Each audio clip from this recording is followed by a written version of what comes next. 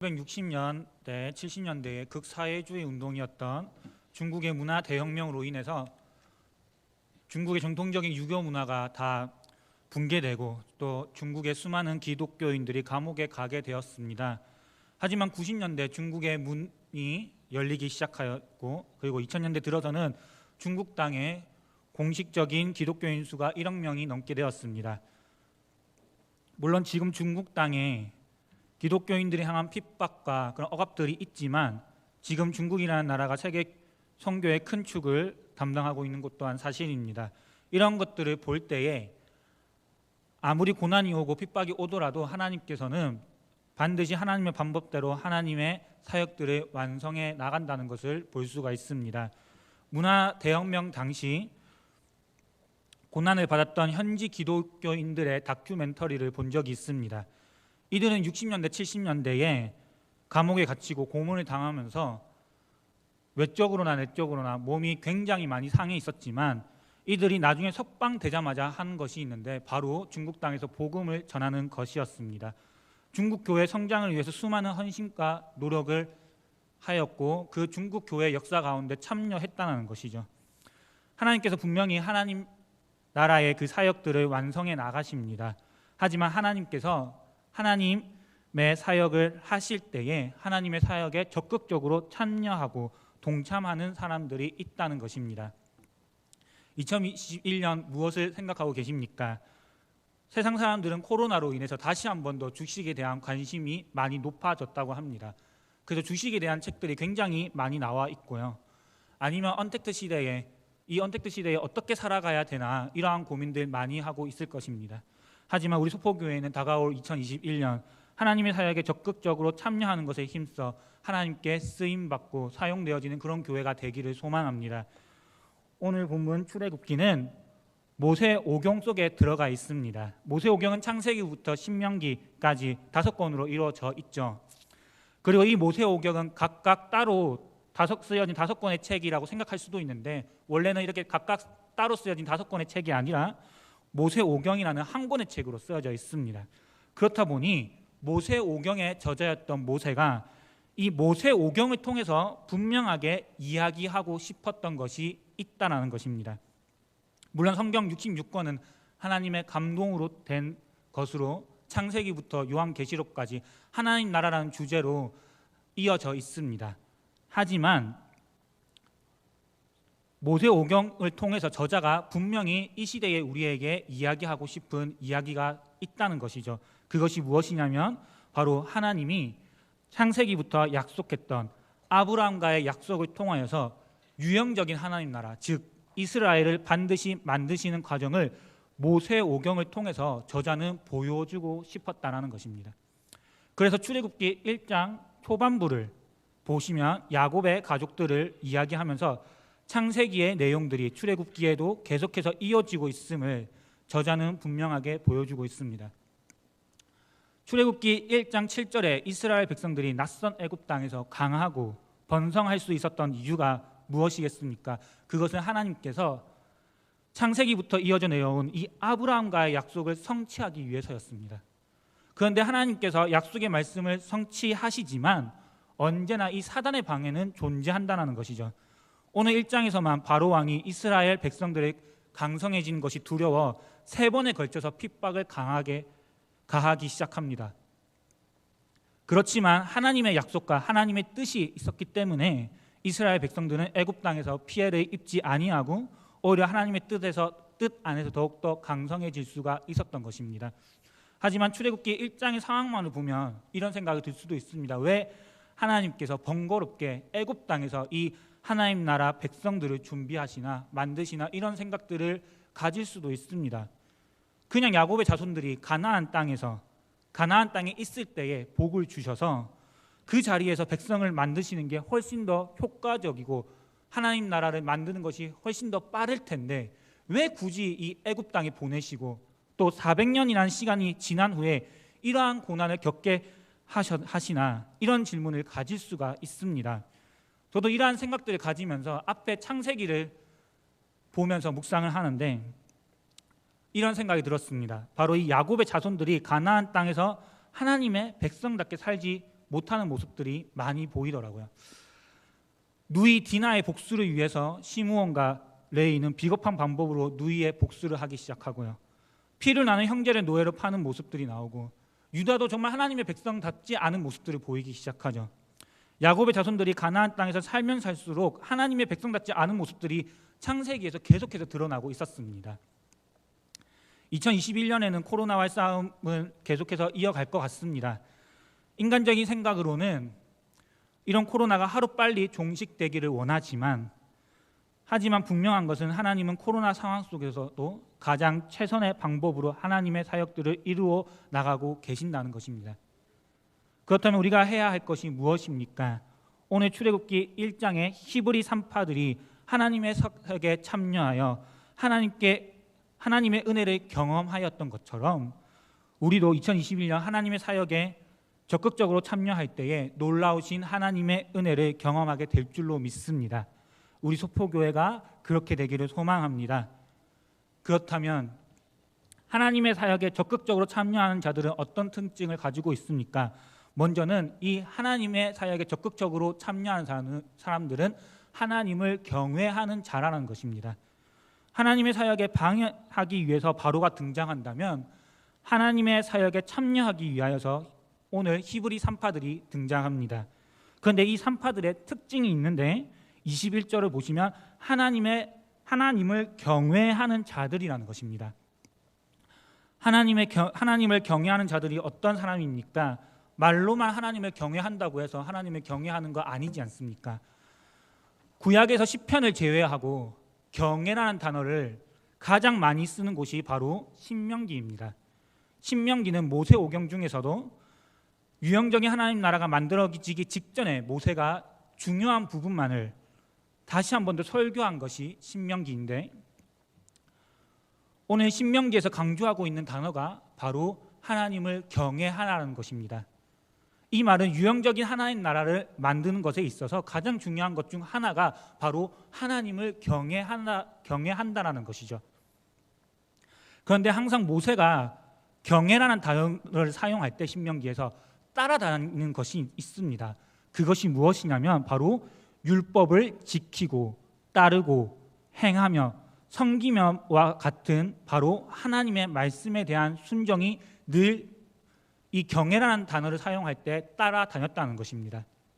다시 말해서 히브리 산파들이 하나님을 경외하였다고 하는 것은 언제나 하나님의 말씀을 듣고 순종하는 자들이라는 것이죠.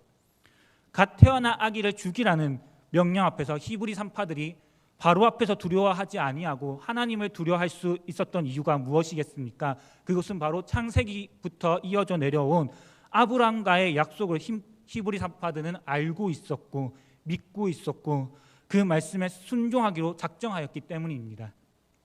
이 당시 바로의 명령을 거역한다는 것은 목숨을 내놓는 일이었지만 히브리 산파들은 하나님을 경외하는 자들이었기에 하나님의 사역에 참여하기로 결정했다는 것입니다. 또한 하나님께서는 하나님을 경외하는 자들의 인생을 반드시 책임져 주십니다. 21절을 보시면 하나님께서 산파들의 집안을 흥황하게 하셨고요. 신명기 6장 24절을 보시면 여호와께서 우리에게 이 모든 규례를 지키라 명령하셨으니 이는 우리가 우리 하나님 여호와를 경외하여 항상 복을 누리게 하기 위하심이며 또 여호와께서 우리를 오늘과 같이 살게 하려 하심이라.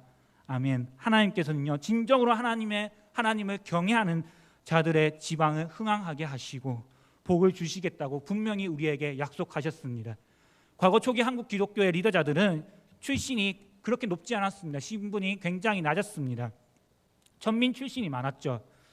대부분 한국 땅에 들어오신 선교사님들의 식모 생활을 하였는데요. 그런데 이들이 말씀대로 살고자 하는 이 선교사님들의 삶을 보고 감동을 받아서 이들 또한 하나님의 말씀대로 살기로 작정하였고 하나님을 경외하는 삶을 살기로 작정하였습니다. 그런데 어느 순간 글자도 제대로 모르던 이 식모들이 하나님께서 지혜를 주시고 복을 주셔서 이들이 나중에는 초기 한국 기독교의 리더자들로 하나님께서 사용하셨다는 것입니다. 2021년 전망이 어두워 보입니다. 하지만 주님 말씀을 가까이 하고 순종하며 주님을 경외하여 주님의 사역에 적극적으로 참여한다면 2021년 주님께서 지켜주시고 보호하여 주시고 지혜 주셔서 우리의 가정과 교회가 흥황될 줄을 믿습니다. 우리의 가정과 교회가 히브리 3파와 같이 하나님을 경외하는 자가 되어서 2021년에도 하나님의 사역에 쓰임받는 가정과 교회가 되기를 소망합니다. 그런데 우리가 하나님의 사역에 적극적으로 참여한다는 것이 결코 쉬운 일이 아니라는 것이죠. 말씀에 순종하며 산다는 것은 너무나도 어렵다는 거 너무나 잘 알지 않습니까? 왜냐하면 이 애굽의 바로왕과 같은 공격이 항상 존재하기 때문입니다. 하지만 우리가 기억해야 할 것은 항상 하나님의 사역에 함께 참여할 동력자들을 하나님께서는 붙여주신다는 것을 기억해야 합니다. 오늘 본문의 히브리 3파드 십브라 옆에 부하가 있었고 부하 옆에 십브라가 있었던 것과 같이 우리에게도 교회 공동체가 함께하기 때문에 바로의 공격에도 적극적으로 하나님의 사역에 참여할 수 있는 줄 믿습니다. 우리가 함께하는 교회 공동체의 모습이 있을 때에 세상의 흐름을 거역할 수가 있는 것입니다. 말씀대로 살 수가 있는 것입니다. 교회에서는 결혼을 해야 하고 자녀들을 많이 낳아야 한다고 가르치고 있지만 지금 세상의 흐름은 그렇지가 않습니다. 정반대로 흘러가고 있지요. 총신대에 서창원 교수님이 계십니다. 교수님과 면담을 한 적이 있는데 교수님이 교회 사역을 이렇게 하실 때에 젊은 부부의 출산을 돕기 위해서 교회가 적극적으로 지원을 했다고 합니다. 그렇게 한 10년이라는 시간이 지났는데 나중에 알아보니까 적극적으로 이렇게 10년 동안 교회의 도움을 받았던 이 젊은 부부의 기준으로 출산율이 어떻게 되냐면 10년 동안 출산율이 3명이나 되었고요. 가장 많이 낳았던 이 부부는 6명이나 되었다라는 것입니다. 초대교회도 하나의 교회 공동체로서 서로 돕는 교회 공동체였습니다. 예루살렘 교회는 이방인 교회들에게 영적인 공급을 하였고요. 이방인 교회들은 헌금으로 예루살렘 교회를 섬겼습니다. 초대교회가 하나의 공교회의 모습으로 하나님의 사역에 적극적으로 참여하였던 것이죠. 우리가 세상 속에서 살고 있기 때문에 말씀대로 산다는 거, 이 세상의 흐름을 거역한다는 거 결코 쉬운 일이 아닙니다. 하지만 그렇기 때문에 하나님께서 우리에게 이 교회 공동체를 주신 것입니다. 하나님의 말씀에 순종하기 위해서 서로의 부족함을 채워주고 함께 도와주는 공동체, 이것이 하나님 나라의 백성다운 모습이요 하나님의 사역에 적극적으로 참여하는 교회의 모습이라는 것이죠. 저도 이 서포교회에서 처음으로 사역하게 되는데요, 제가 참 많이 부족하지만 정말 옆에서 많은 교육자분들이 도와주셨고요. 그리고 저는 유치부 전도사인데도 불구하고 초등부 교사 선생님이 유치부에 선생님을 또 보낼 수 있으면 보내주겠다 이렇게 도움의 손길을 내어주시더라고요. 주님의 사역에 적극적으로 참여한다는 거 결코 쉬운 일이 아닙니다. 방해하는 세력들이 존재하고요. 어려운 상황들이 늘 따라다닙니다. 하지만 주님께서는 이 모든 것들을 아시고 우리에게 바로 교회 공동체를 주셨습니다.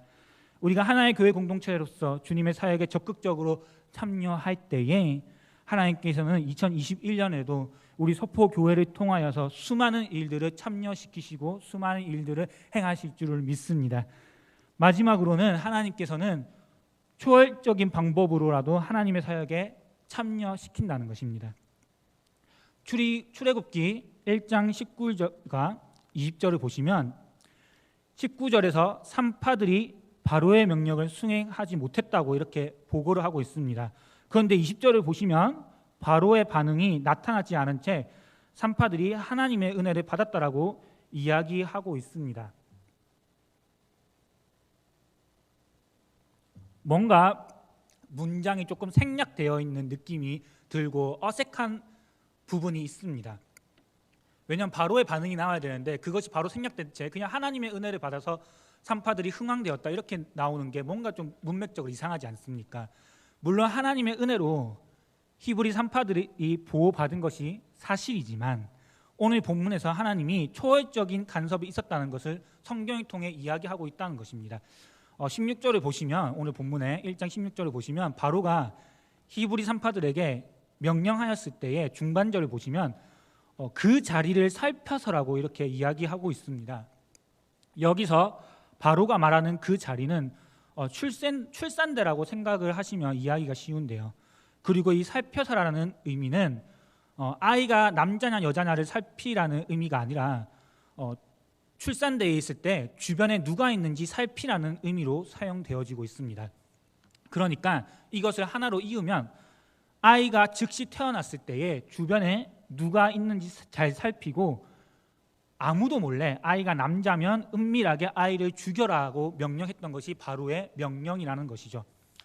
주변에 사람이 많으면 산파들이 아이에게 함부로 손을 댈 수가 없습니다. 바로 옆에 남편만 있어도 사실 아이에게 해를 가할 수가 없죠. 그런데 산파들이 무엇이라고 대답합니까? 출애굽기 1장 19절을 보시면 산파가 바로에게 대답하되 히브리 여인은 애굽 여인과 같지 아니하고 건장하여 산파가 그들에게 이르러 전에 해산하였다이다 하매, 바로 히브리 여인이 애굽 여인보다 건장하여 자신들이 도착하기도 전에 이미 해산을 했다라고 이야기하고 있습니다. 그러니까 바로는 지금 어쩔 수 없는 상황인 것으로 생각하고 지금 산파들에게 그 어떤 징계와 처벌을 하지 않았다는 것이죠. 분명히 산파들은 일부러 평소보다 늦게 갔을 것입니다. 하지만 해산이라는 것이 사람 마음대로 진행되지가 않지 않습니까? 어쩔 때면 몇 시간이라도 걸리는 것이 바로 이 해산의 고통입니다. 해산의 때를 아는 것은 인간의 영역이 절대로 아닙니다. 오직 그것은 하나님의 영역입니다. 19절 산파들이 히브리 여인들은 애굽의 여인들과 같지 아니한다라고 표현한 것도 이미 이 히브리 여인들은 하나님의 특별한 감석 가운데 아이를 해산했다는 것을 성경은 이야기하고 있는 것입니다. 하나님께서는 산파들을 보호하기 위하여서 산모에게 건강을 주시고 빠르게 해산할 수 있도록 하나님이 간섭하셨다는 것이죠. 주님께서는 주님의 사역에 적극적으로 참여한 사람들을 초월적인 방법을 통해서도 지켜주시고 보호하여 주신다는 것입니다. 출애굽기 이후 신명기까지 보시면 초월적인 이야기, 수많은 기적의 이야기로 가득 차 있습니다. 말도 되지 않는 일들이 일어나기 시작합니다. 왜 그렇습니까? 왜냐하면 하나님께서는 바로 이 아브라함과 약속하였던 그 언약을 반드시 성취하여야 하기 때문에 수많은 초월적인 일들을 통하여서 하나님의 백성들을 지키시고 하나님의 사역들을 이루어 가신다는 것이죠. 인생에 있어서 가장 안전한 방법이 무엇입니까? 그것은 바로 하나님이 약속하시고 이루어 가실 그 사역에 적극적으로 참여하는 방법이 인생에 있어서 가장 안전한 방법인 줄로 믿습니다. 왜냐하면 어떻게 해서는 하나님께서는 그 하나님의 사역을 완성하시기 때문입니다. 그렇기 때문에 하나님께서는 하나님의 사역에 참여하는 자들을 초월적인 방법을 통해서라도 지켜주신다는 것입니다.